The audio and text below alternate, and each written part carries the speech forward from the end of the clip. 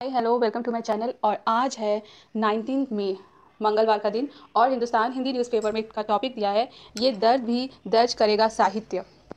तो let's get started. इन सब पर भी हमारे समय के रचनाकार बड़ा रचेंगे और उम्मीद है कि वे रचनाएं सोशल मीडिया की तात्कालिक प्रतिक्रिया से भिन्न होगी। संकट और दुख हमेशा बड़ा रचते हैं। ऐसे में यह स्वाभाविक दिलचस्पी हो सकती है कि कोरोना काल के महासंकट में क्या रचा जा रहा है। इस समय जब सब कुछ बंद है और जिंदगी थम सी गई है, रचनात्मकता को हम तक पहुंचाने का जरिया छपा हुआ शब्द अनुपलब्ध है। तब सोशल मीडिया ही आजकल लिखे जाने को समझने का एक अकेला उपलब्ध माध्यम है। अगर इन माध्यमों पर रोज छपने वाले हजारों लाखों पृष्ठों को खंगाले तो आप पाएंगे कि महानगरों में रोजगार और रिहाई गवा चुके असंख्य मजदूरों की भूख और किसी तरह अपने गांव पहुंच सकने के लिए निर्मम सड़कों पर उनकी जद्दोजहद हर तरफ कहानी, कविता, फोटोग्राफी और कार्टून में मौजूद है। यह बात और है कि इनमें से अधिकतर तात्कालिकता के दबाव में तुकबंदी नारेबाजी अधिक हो गए हैं, पर निश्चित ही एक बार चेतना में समाहित होने के बाद इन्हीं अनुभवों से बड़ा रचा जा सकेगा।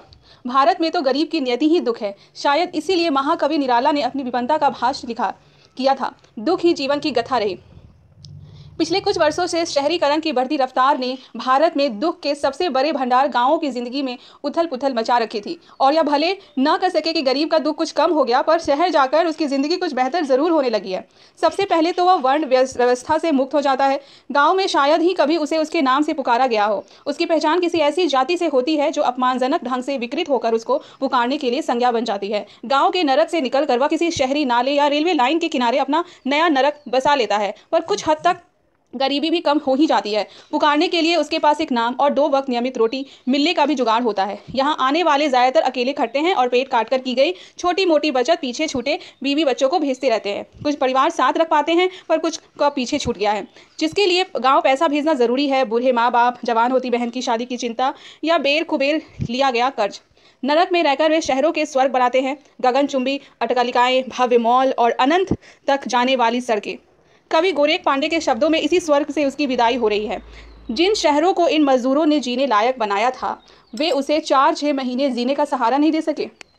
शहर गोरख के ही कम शब्दों में कहे तो सुख सुविधा और आज़ादी का एक सुरक्षित इलाका, एक झेल मिलाता स्वर्ग रच दिया है। अब आप यहाँ से जा सकते हैं। वे जा रहे हैं और यह जाना हमारी स्मृतियों में अभूतपूर्ण बिंब समोते जा रहा है। ऐसे दृश्य पहले हमने कब देखे थे? जुलाई अगस्त 1947 में, जब देश का विभाजन हो रहा था और 1 करोड़ से अधिक लुटे पिटे लोग एक नकली रेखा पार कर रहे थे। उन दिनों की लंबी कतारें हिंसक प्रतिक्रियाओं के शत विशत खिसट रही थी और आज के राजमार्गों का पर एक अंतहीन सिलसिले से दिखते ये लोग शहरी भद्रलोक और अपने हाकिमों की संवेदनशून्य उपेक्षा के अंदर बाहर छिले हुए हैं। उन दिनों सादत हसन मंटो, कृष्णचंद्र या खुशवंत सिंह जैसे रचनाकार थे, जिन्होंने इस मानवीय त्रासदी में भी प्रेम के कोपलों तलाशी थी।